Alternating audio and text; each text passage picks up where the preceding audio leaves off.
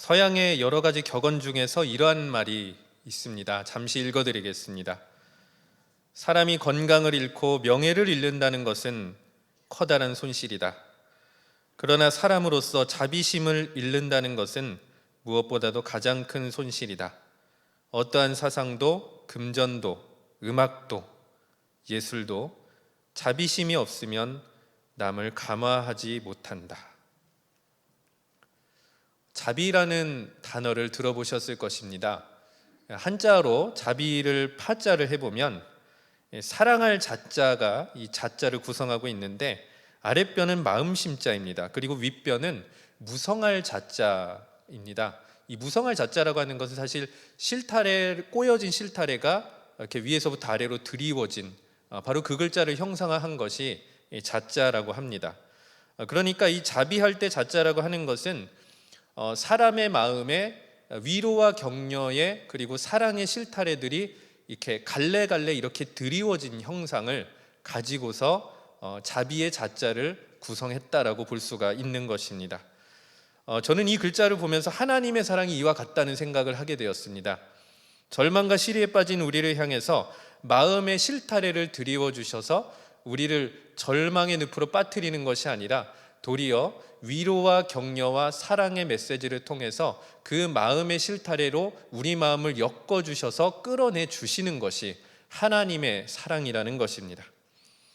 오늘 본문은 이렇게 증언하고 있습니다. 친구는 사랑이 끊어지지 아니하고 형제는 위급한 때를 위하여 낳느니라.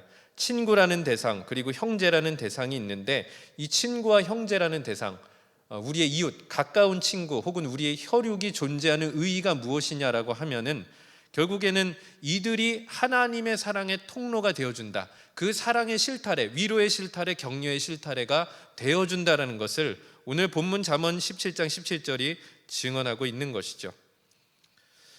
이 17절의 말씀은 세 번역으로 다시 한번 여러분들께 읽어드리겠습니다. 사랑이 언제나 끊어지지 않는 것이 친구이고 고난을 함께 나누도록 태어난 것이 혈육이다. 살아가다 보면 정말로 견디기 힘들고 풀어나가기 힘든 어려운 순간들을 마주할 수밖에 없습니다. 그것이 인생인 것 같습니다.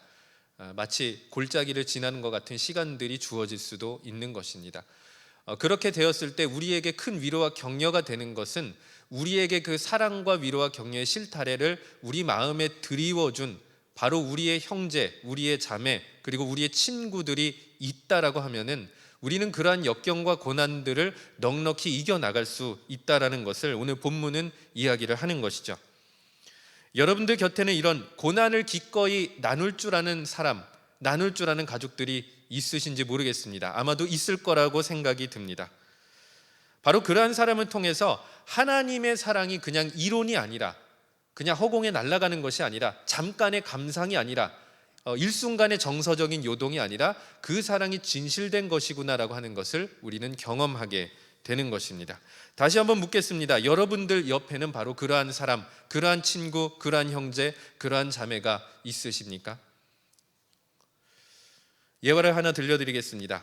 자녀 셋을 너무도 훌륭하게 키운 여인이 있었는데 때마침 담임 목사님이 자녀 양육으로 고민을 하던 차였습니다. 신방을 가서 물어봐야겠다. 신방을 가서 한번 물어보았습니다. 자녀 3명 중에서 누가 제일 사랑스러웠습니까? 여인이 이렇게 대답했다고 합니다. 막내가 병들었을 때는 막내를 제일 사랑해 주었습니다. 그리고 둘째가 가출해서 방황했을 때는 둘째를 제일 사랑해 주었습니다. 첫째가 학교 성적과 이성 문제로 괴로워할 때는 첫째를 사랑해 주었습니다. 자녀가 고통스러워하고 힘들어할 때 그것을 피하지 않고 사랑으로 끌어안는 것이 부모의 사랑일 것입니다.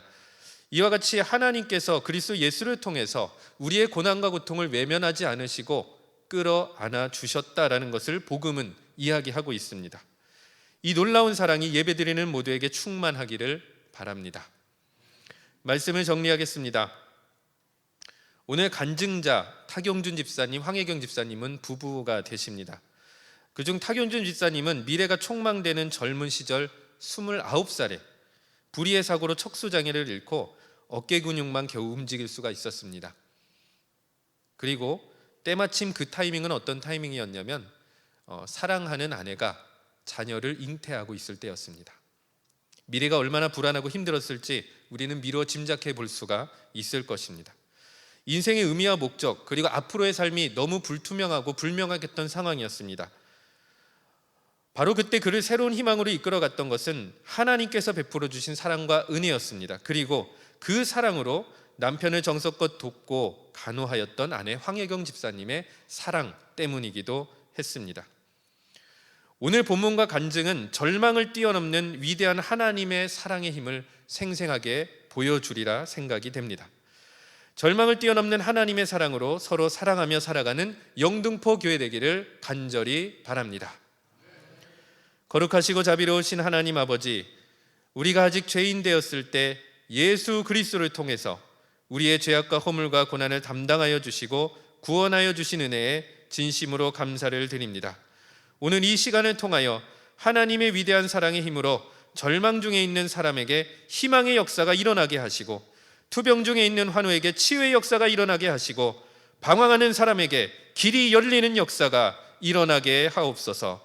불가능을 가능케 하시는 하나님의 사랑의 힘으로 충만한 영등포 교회가 될 수 있도록 인도하여 주옵소서. 이 모든 간구 우리 주 예수 그리스도의 이름으로 기도드립니다. 아멘.